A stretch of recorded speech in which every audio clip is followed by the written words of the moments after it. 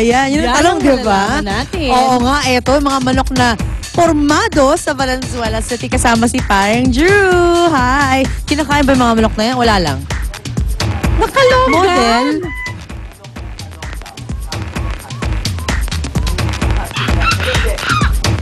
At hear him. Siguro, because ang ingay ng mga manok. Wala lang. Baka. Wow. Ayun, mamaya abangan natin yan si Drew para makita natin yung mga irarampa o yung mga rarampa mga manok na yan. Sana may mukhang clown. Mini-makeupan din kaya sila? I just wonder. Actually, may nakita diba? kasi ako, naalala ko yung mga manok na yung sa paa nilang ganun, parang marami silang feathers. Oo. Hindi kasi, di ba usually yung manok parang wala siyang, parang siya nag-shave. Oo. Ito meron siya marami mga feathers sa paa. Oo, talaga. Yan. Wow. Baka yun yung mga makikita natin mamaya. Abangan niyo po yan. Maklase. Okay, Ayan. balikan na natin ngayon si Drew. Drew, can I hear you now? Can you hear me? Yes! Hi, Drew! Guys!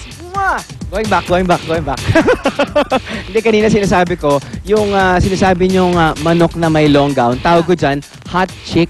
Yan, pwede. yung mga sexy. Pero ito, papagpatuloy ko nakakita na ba kayo ng mga manok na nahihirapan maglakad dahil yung mukha niya covered with feathers? Okay? Okay. Nakakita na ba kayo ng manok na ganyan lang kaliit pero adult na? Yan po yung pag-uusapan natin ngayon, mga different kinds of chicken breeds. Now, syempre, unahin muna natin yung normal na manok na pinagkukuha na natin ng puting itlog. Ito yung white-legged chicken or white leghorn na usually every day silang nangingitlog. Okay.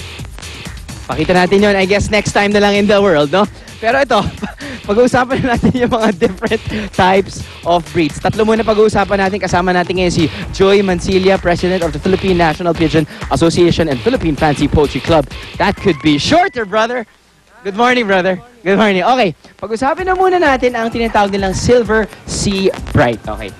Katabi tayo ngayon, pare. Or, baliktad tayo. Ano ba tayo? Yan. Sabay na tayo. Dito na tayo. Okay. Unang hirit, bisyong totoo ang naglalang hirit. Ang saya-saya